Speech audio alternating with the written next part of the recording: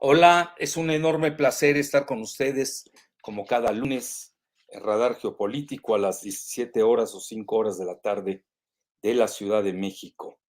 Bueno, pues hoy tenemos un tema muy interesante, pues ya en la dimensión del Olimpo geoestratégico, y se derivó de la visita muy polémica que hizo Biden a Japón, en donde pues durante una conferencia de prensa conjunta con el primer nipón, Fumio Kishida, a una pregunta expresa dijo que sí estaba dispuesto a intervenir militarmente a favor de Taiwán. Y ardió Troya, pero ardió más, me llamó la atención, en el mismo Estados Unidos, en el mismo seno del gabinete del presidente Biden, a grado tal que la jefa de prensa, que supuestamente ya se iba ese mismo día viernes, Jen Psaki, pues desmiente a su jefe. Entonces, y luego, ya para diluir el vino pugnaz, el secretario de Estado, Anthony Blinken, quien no le ha ido muy bien en sus, diríamos, penetraciones ni con Rusia, ni con China, ni con América Latina, pues salió a decir que él, Estados Unidos, no estaba a favor de la independencia de China. Toda una serie de juegos, malabarismos geopolíticos que ahora empezamos con ellos. Adelante, Giselita.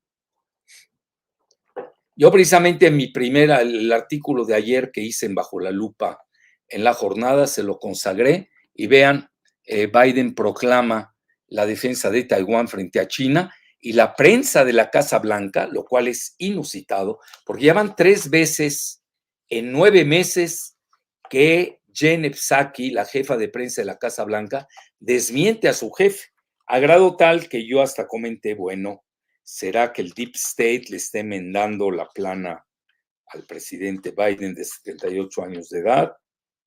Y se trata de un operativo del Deep State. Bueno, ustedes tienen la última palabra. La siguiente, Giselita. Entonces, vean, a Biden no le queda ninguna carta doméstica, en realidad le está yendo muy mal con la inflación. Hoy incluso tuvo un intercambio con Powell, que es el gobernador de la Reserva Federal, porque realmente sí les está pegando duro la inflación. Hoy el petróleo subió hasta $120 el barril y Rusia está apretando las tuercas a grado tal que ahora ya empieza a subir, piensa a frenar el abasto del gas a Holanda y a Dinamarca. Bueno, también el tema de la migración es todo un tema, la inseguridad y la pésimamente manejada pandemia y hasta la inconcebible carencia de fórmulas alimentarias para los bebés. ¿Quién lo puede decir? Que en Estados Unidos tengan la crisis de las fórmulas alimentarias para los bebés, sobre todo para aquellos aquí en México que tienden mucho a la autoflagelación masoquista. Realmente hay que comparar el desempeño de un país en relación a otros. Y créame que México no está tan pésimo como aquí nos los pinta la oposición destructiva. Bueno, intenta recuperar su popularidad vapuleada, salvo la guerra en Ucrania y ahora pareciera otra guerra en Taiwán. Realmente son las dos cartas de Biden, ya internamente no parece, al menos que explote bien la cuestión del aborto y el asunto del infanticidio que se dio en Texas. La siguiente, Giselita. Bueno, ahí lo tienen, a un poco más de 5 meses de las cruciales elecciones intermedias, que no pintan nada bien para su partido, a no ser que sepan explotar macabramente el infanticidio de la escuela Uvalde en Texas. La siguiente. Bueno, cada vez es más notorio que el Deep State ha empezado a enmendarle la plana de temor a una involuntaria o accidental guerra nuclear apocalíptica.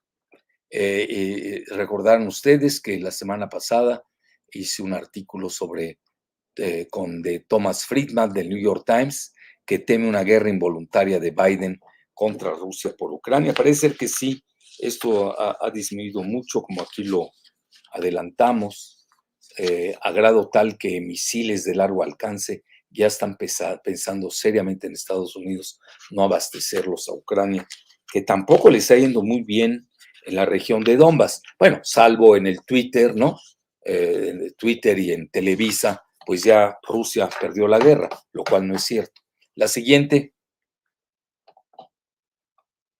Bueno, ya está. Hoy lo relevante es la forma obscena en la que la propia jefa de prensa, Jen Psaki, que es muy cercana a Obama, mucho más que al mismo Biden, que curiosamente debió haber dejado su puesto el 13 de mayo, haya rectificado las luminosas declaraciones de su supuesto jefe sobre Taiwán. Créame que sí ardió Troya, pero adentro en Estados Unidos, e incluso yo les diría hasta en The Guardian de Gran Bretaña, que ustedes saben es un rotativo muy cercano al mega especulador globalista George Soros. La siguiente, Giselita.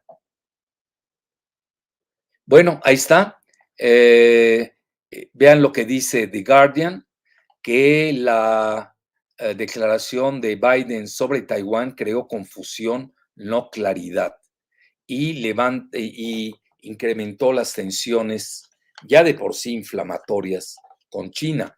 Entonces, el mismo The Guardian se espantó de la confusión y falta de claridad de la perentoria declaración bélica de Biden para defender militarmente a Taiwán, lo cual parece socavar. Eso es muy importante. El teorema geopolítico, así se conoce, de la ambigüedad estratégica de Estados Unidos, lo que obligó a la Casa Blanca a retroceder debido a las inflamatorias tensiones que creó con China. Esto literal lo escribe The Guardian. La siguiente, Gise. Bueno, The Guardian alega que uno, cito, de los posibles significados sea que Estados Unidos ha abandonado su ambigüedad estratégica, lo cual lleva el sello de un presidente que ha hecho un hábito de hablar sin filtros diplomáticos. La siguiente. Bueno, ahí tienen, vean, realmente no hay comparación. China es el cuarto país más extenso del planeta. Ustedes saben que en primer lugar viene Rusia, con 18 millones de kilómetros cuadrados. Luego viene Canadá, Estados Unidos y y China. Estos tres últimos, ahí lo ven, es muy fácil. Para eso sirve el Google hoy. Con más de 9 millones de kilómetros cuadrados. El grave problema radica en que China considera como su territorio a la isla de Taiwán. También tiene otras tres islitas, no las quise poner para no confundir. Vean, tiene 35.980 kilómetros cuadrados. Tiene casi 24 millones de habitantes frente a 1.400 millones que tiene China. Es decir, no hay, es desproporcionada la asimetría entre Taiwán y la madre patria de China. Y su PIB es menos de $1 trillón, 1.000.000 de millones. Aquí exactamente son 841.209 millones. El de China, pues ya es el segundo PIB mundial.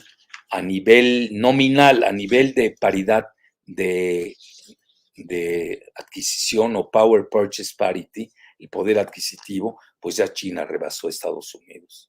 Entonces, lo interesante es que Taiwán se convirtió en líder de los microchips y se ha vuelto para China el tema más importante y sensible de su relación con Taiwán. Vea, yo les comento abiertamente, yo tuve la oportunidad de visitar Taiwán hace mucho. No es fácil porque estaba yo en Japón y ahí obtuve el sello de una oficina de comercio que tenían en Tokio. ¿Y por qué? Porque si le viene en el pasaporte el sello de Taiwán, pues ya China no lo deja entrar a uno, ¿no? Entonces, en realidad, ustedes recordarán que cuando pierde el general Chiang Kai-shek con los nacionalistas, pierde frente al Partido Comunista Chino de Mao Zedong, van y se refugian en Taiwán. Yo recuerdo de Taiwán que tienen un museo maravilloso que se traen todas las joyas culturales y de China, etcétera. Bueno, se los digo como comentario para que, si tampoco hablo así al tanteo. La siguiente. Bueno, ni siquiera con Trump, EU había prometido intervenir militarmente en un conflicto de China en Taiwán, aunque tampoco nunca prometió no inmiscuirse. En esta deliberada vaguedad radicaba o radica la confortable ambigüedad estratégica. En eso, esa es la definición real de esa palabra de ambigüedad estratégica. La siguiente.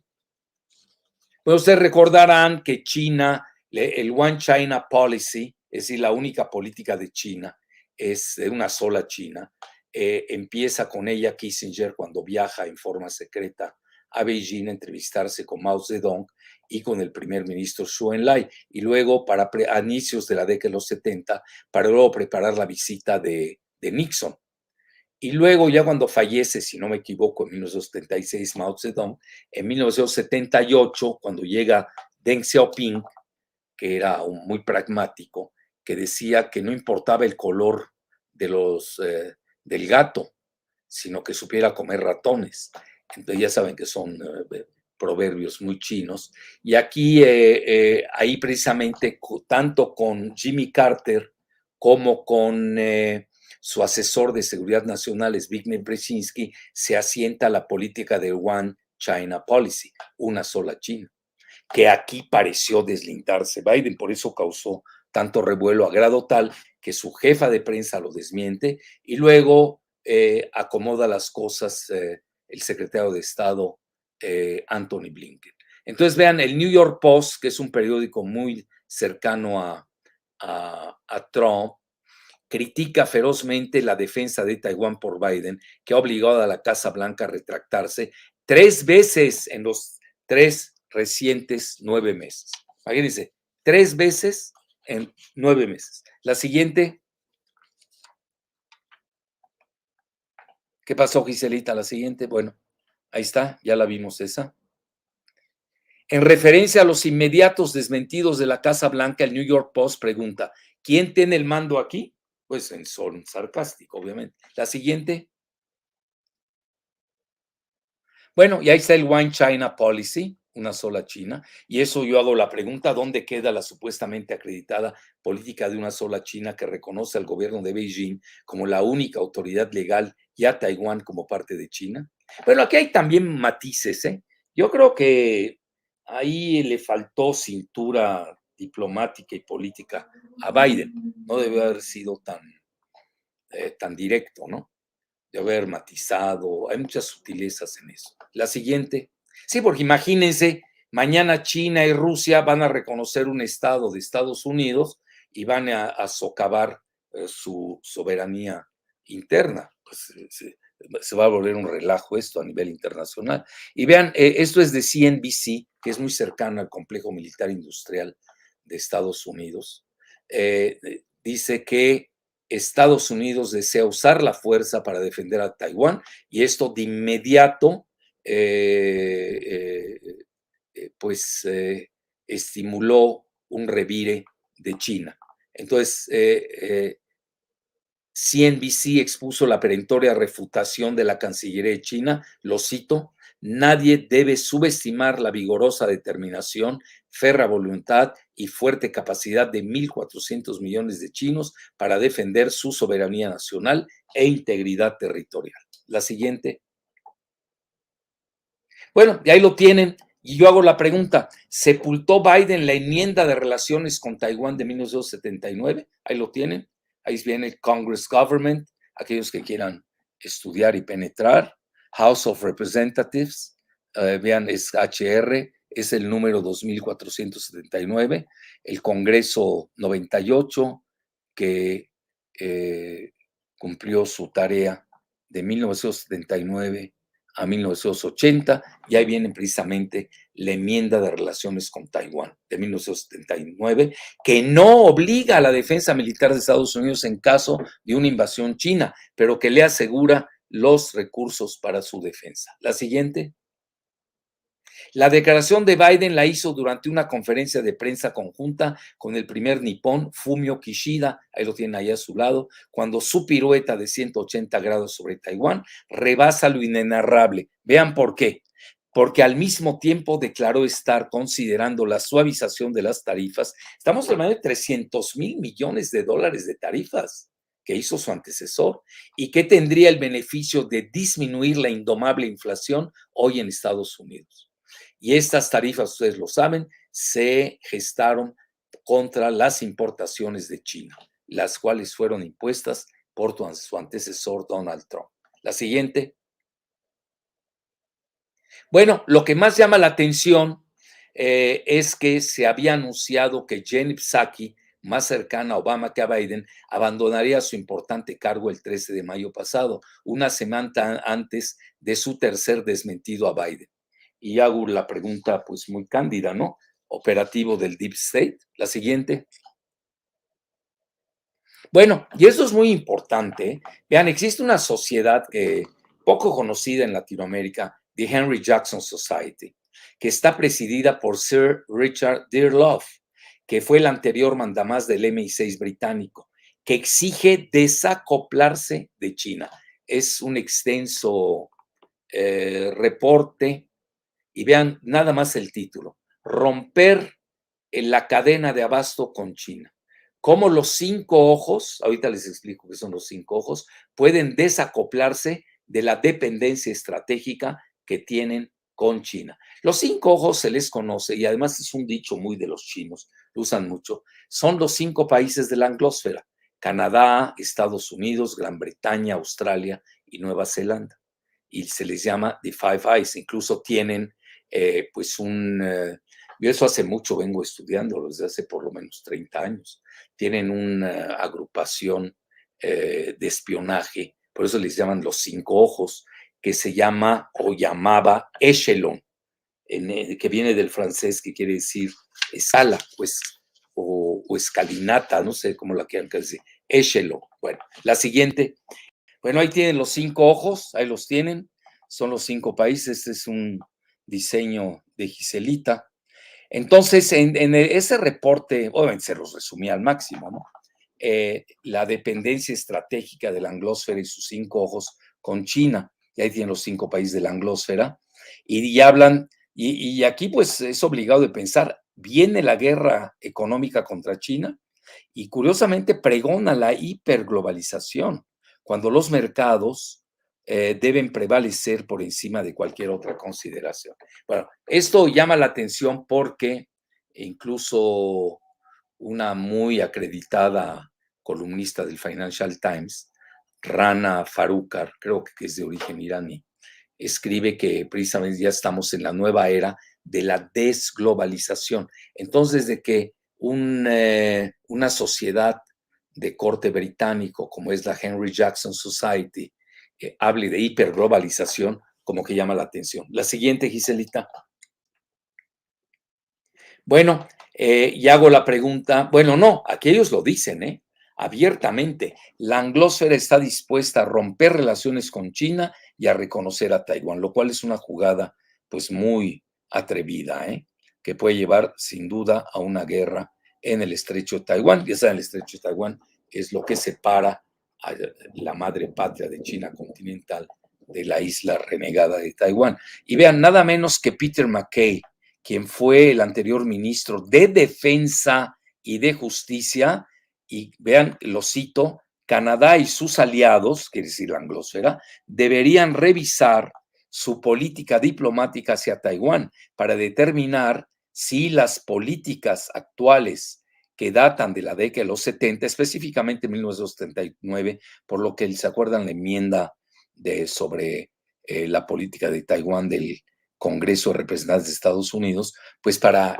MacKay ya es obsoleta. La siguiente, por favor.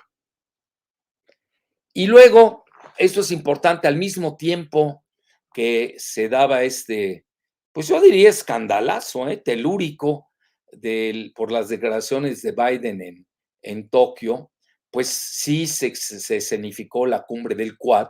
Ustedes recordarán que el Quad forman parte de Estados Unidos, Gran Bretaña, Australia y la India. Creo que también Japón, ¿no? Sí, Japón. Entonces, estuvo en su agenda la guerra de Ucrania, las bombas nucleares que tiene Norcorea, que muchos calculan ya tiene de 31 a 70 bombas nucleares, depende de quién haga las estadísticas, y el ascenso de China. Entonces, esto se manejó en la cumbre. Bueno, pues ahí lo tienen. Japón, la bandera, India, Australia y Estados Unidos. No sé por qué, pues dije Gran Bretaña. Bueno, de hecho, de facto forma parte del Quad y aunque no venga ahí su bandera. La siguiente, fue muy llamativa esa cumbre y sobre todo porque India sigue también en los BRICS, tiene una política muy amigable con Rusia, no así con China, desde el punto de vista económico. Entonces, ahí mismo Biden, esta es una nota de CNN, anunció su plan económico para contrarrestar a China, y eso se le llama el 13, porque son 13 países en el IPEF. Bueno, ¿qué quiere decir IPEF? Por sus siglas en inglés, es Indo-Pacific Economic Framework. Ni siquiera llega a proyecto económico, es framework, pudiéramos decir una estructura económica Indo-Pacífica, donde vienen 13 países, hay que seguirlo, vienen 7 países de los 10 de la ASEAN, y otros tantos que ustedes ya saben de más. Bueno, la siguiente, pero no hay un tratado comercial como tal. Y ya al final, ya para empezar a las preguntas y respuestas, el Blinken dio pues diluyó el vino pugnaz y a pesar de que habla de que Estados Unidos eh, está creando, así le llama, un ambiente estratégico para que China no rompa con el orden actual, que obviamente beneficia a Estados Unidos de la anglósfera, que es más que nada unipolar, cuando China y Rusia buscan un nuevo orden multipolar. Entonces criticó a Blinken, pero curiosamente, fíjense, esto es muy importante, de que los chinos, sobre todo el ministerio, el portavoz de la Cancillería china, Wang Wenbin, comentó ese mismo día que habló Anthony Blinken, secretario de Estado, en un briefing con la prensa, de que a pesar de que exagera Blinken la amenaza china, dice, cito textualmente, no, nos percatamos que el secretario Blinken comentó que Estados Unidos no está buscando un conflicto o una nueva guerra fría con China. Eso incluso llegó a decir que no busca la independencia de Taiwán. Entonces ahí ya vemos que incluso dentro del gabinete de la administración Biden existen discrepancias. La siguiente, Giselita, creo que ya era la última, ¿no? Bueno, listo. Ya vamos a empezar con preguntas y respuestas. Oye, Giselita, está pidiendo el público que ya participes desde la próxima, ya des también tu punto de vista. Ya ves, Ok. muchos fans, ya tienes más fans que yo. Así para que la próxima vez te prepares a participar. Bueno, ahorita pues ya empecemos con las preguntas y respuestas. Ok.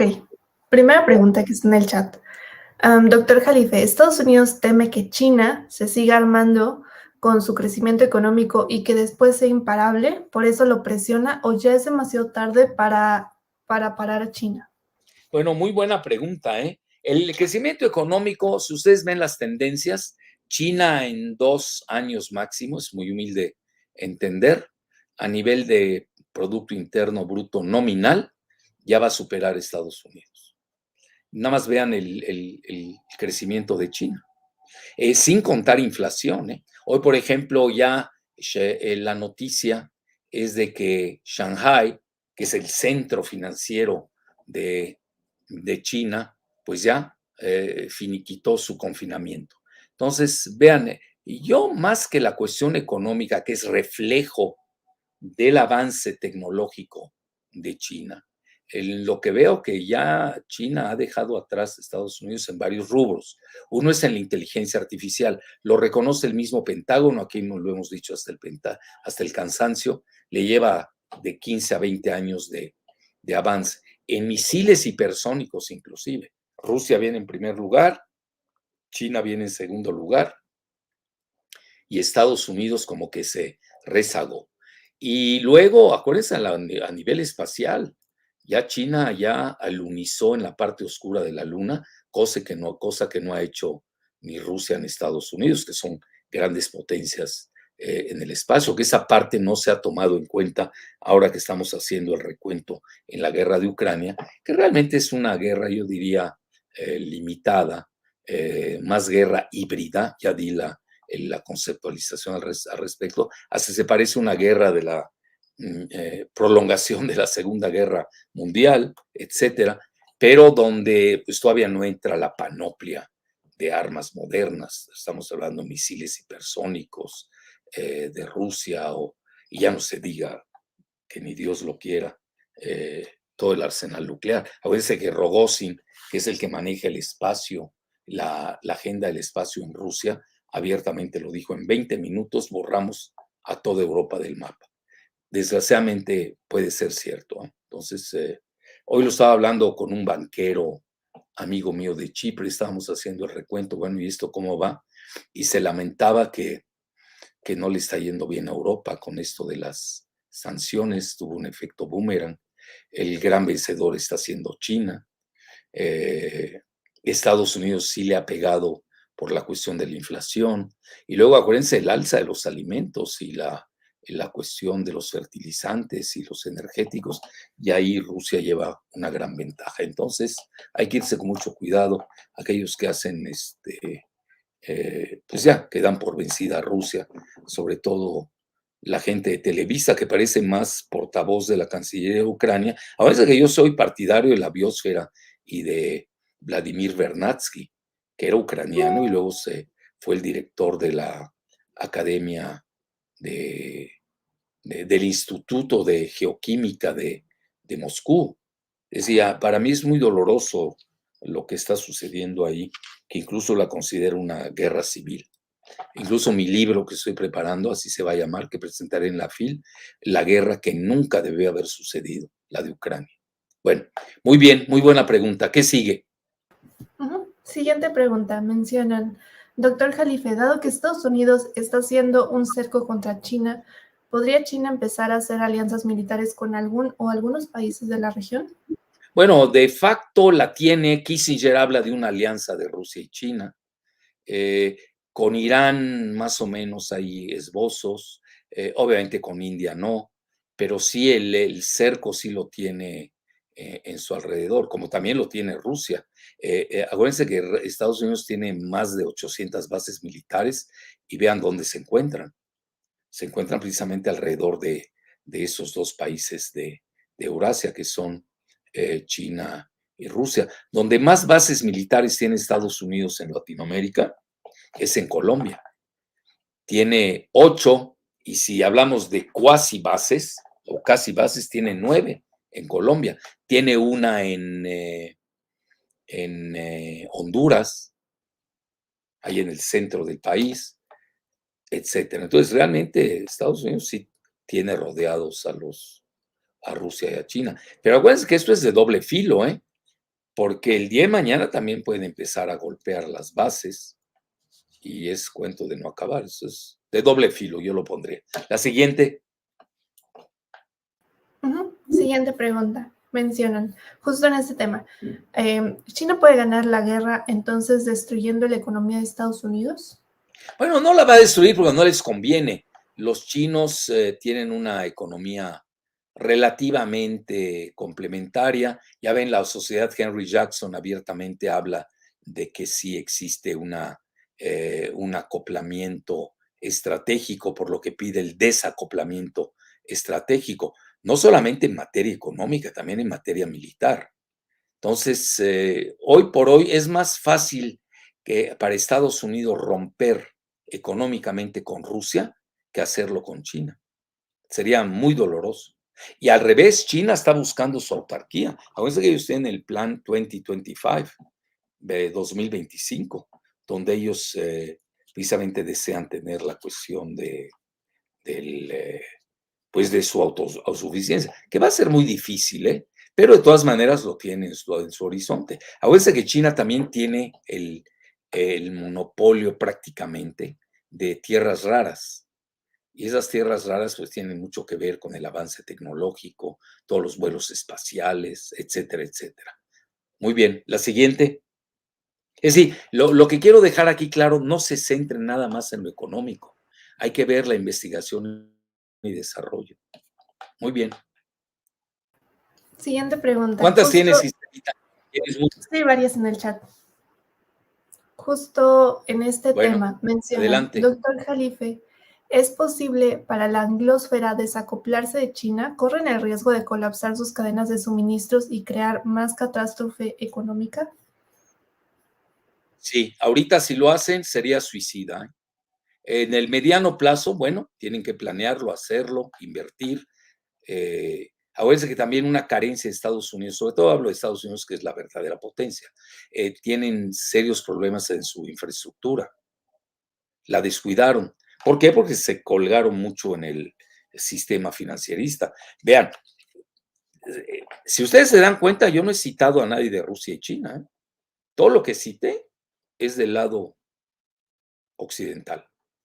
Entonces, bueno, primero por la censura, ¿no? No quiero que me censuren. Y luego, bueno, los chinos como que están calladitos, pero incluso cito a China a través de CNBC, que es el complejo militar industrial de Estados Unidos, para ver que sí, pues no es tan sencillo lo que muchos maximalistas plantean.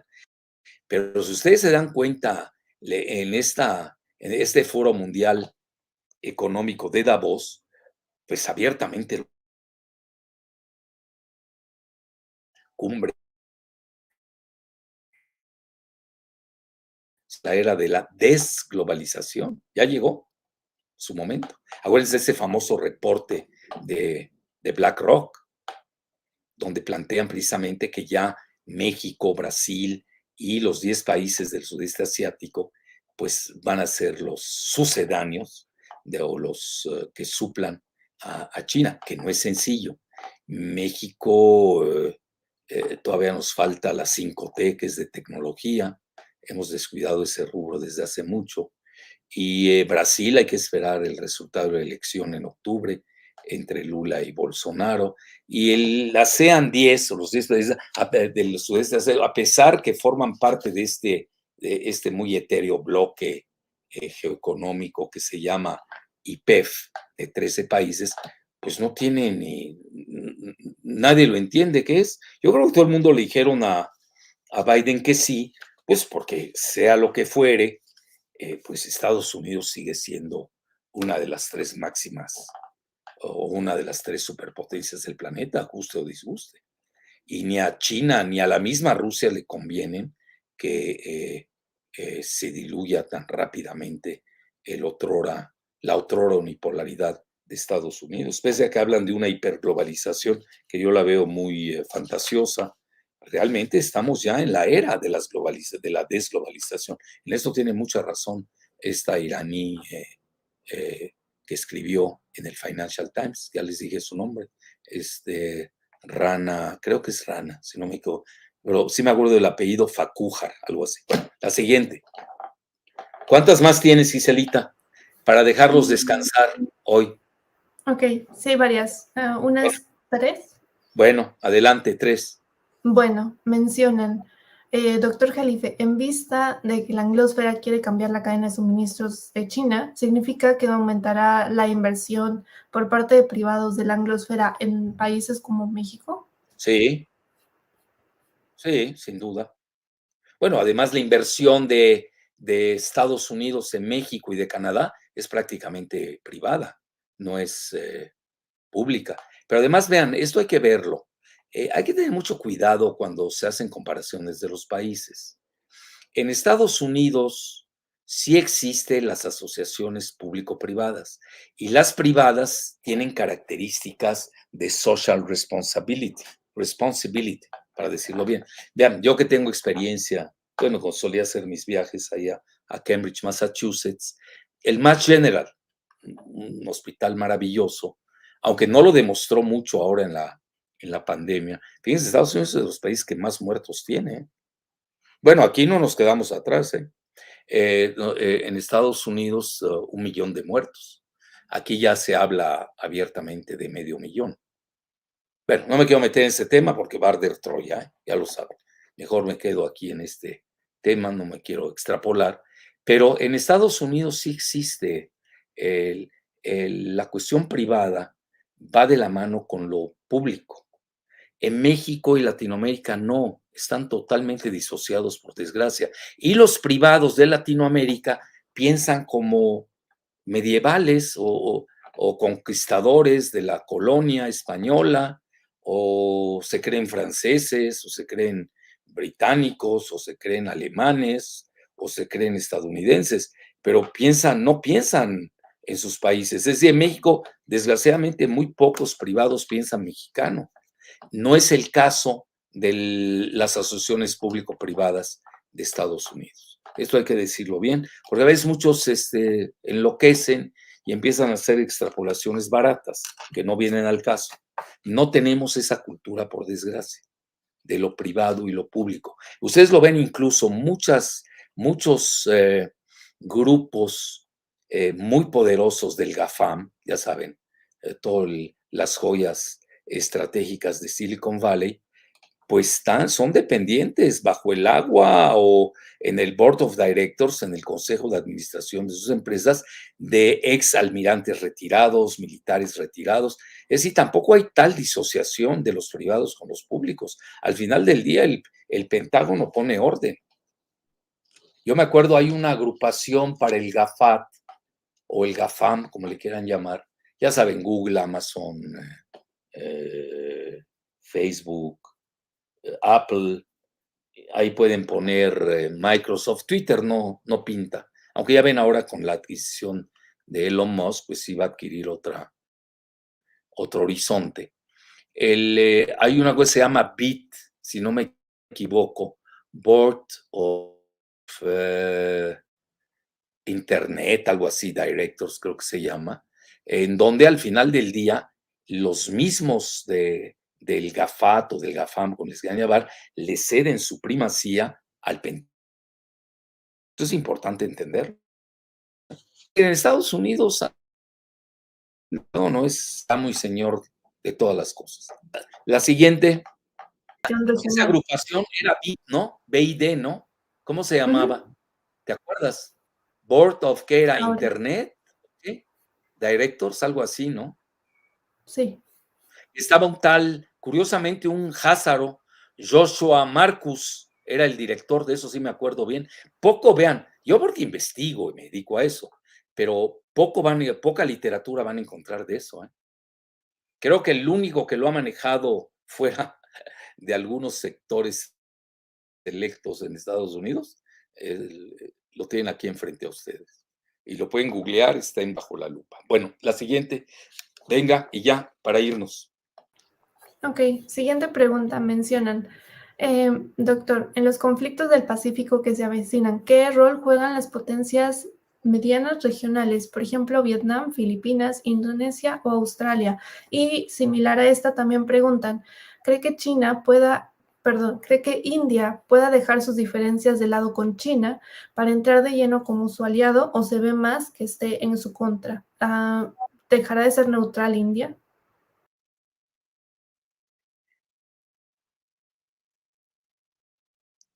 Bueno, mira, en relación a la de la India, es muy interesante. Yo he visitado la India casi 6 veces. Todavía me toca ir ahora porque yo siempre comento que cada 20 años hay que ir a un país porque cambia la dinámica demográfica,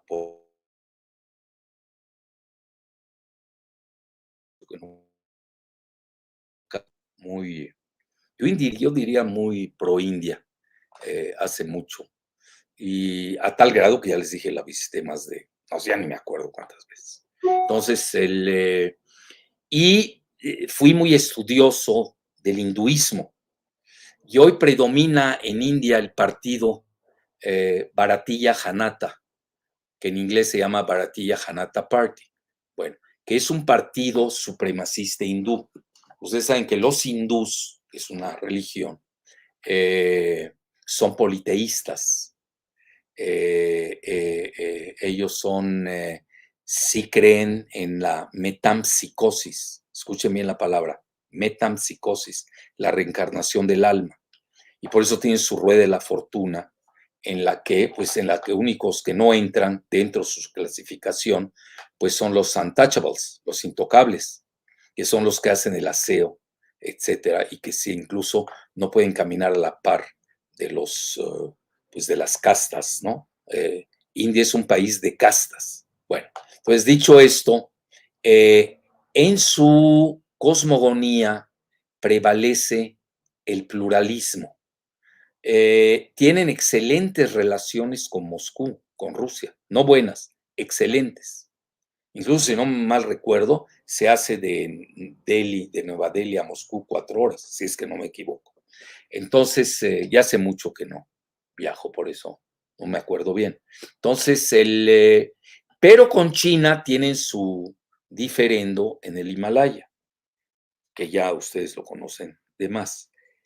Pero también tienen muchos traslapes que se encuentran en los BRICS, que incluso ahora China, que va a presidir la cumbre de los BRICS, piensan invitar a otros países, como son Argentina, ojo, Ustedes, alguien me puede preguntar y yo me hago la pregunta, ¿y México por qué no está ahí? Bueno, porque México ya apostó todo en el TEMEC y en la geopolítica del Comando Norte, ya lo hemos dicho hasta el cansancio. Y el mismo presidente López Obrador, él en su esquema, pues ha planteado de que México va a ser el sucesor de China. Bueno, yo me iría ahí con más pausa, ¿no? Con más tranquilidad, porque México nos falta lo que le sobra a China, que es la tecnología. Pues no la tenemos. Somos maquiladores, pero no tenemos avance tecnológico. Por eso yo insisto mucho que las 5T tiene que escribirse con T de tecnología. Bueno, entonces, dicho esto, creo que también Arabia Saudita e Irán quieren pertenecer a los BRICS. Bueno, ahí entra todo ese pluralismo de la India. No hay que ser tan lineales en este mundo tan hipercomplejo que es no lineal y de varios niveles. Entonces, aunque parezca que la India, pues sí tiene diferendos con China, en otros rubros sí cooperan. Hay muchos en los que sí se está desacoplando India de China. Bueno, pero también India tiene que pensar que va a perder un mercado de 1.400 millones. Yo no sé si le convenga más el mercado de Nueva Zelanda, ¿no? Lo tienen que sopesar mucho. Entonces, yo veo más a la India como una gran bisagra, un crisol muy interesante de su pluralismo geoestratégico. Y en relación a las otras, tengan mucho cuidado con esto del ASEAN, porque dentro de los mismos países, los 10 países del sudeste asiático, hay países que son, por ejemplo, Vietnam. Vietnam, cuando tuvo su guerra con China, lo cual rompió aquel teorema de que 2 países comunistas jamás se pelearían, lo cual pues fue desmentido en la guerra de China con Vietnam. Vietnam tiene excelentes relaciones con Rusia y no así con China, pese a que son frontera. Entonces, luego Indonesia, idem. Indonesia tiene una gran comunidad, y conozco muy bien Indonesia, tiene una gran comunidad china en Yakarta, que es la capital, y pues hay problemas étnicos, nos guste o no. Incluso yo conozco, vean, Borobudur, que son las ruinas maravillosas que tiene Indonesia. Todo el mundo conoce Bali, está bien, ya, conociste Bali, una playa, está bien. Que no le llegan a las playas ni de la Riviera Nayarita, ni de la Riviera Maya, dicho sea de paso. El Borobudur es un templo maravilloso hindú, totalmente plural. y obviamente ahí llega mucho el turismo australiano. Yo haría en cada país de los 10 miembros del ASEAN, haría un esquema particular. No me iría así en bloque como tal. Una cosa es que ellos tengan este bloque geoeconómico, que es el más próspero y del mundo en crecimiento. Y otra cosa es hacerlo de uno en uno con sus esquemas geopolíticos. Bueno, yo creo que ahí me detengo, Giselita.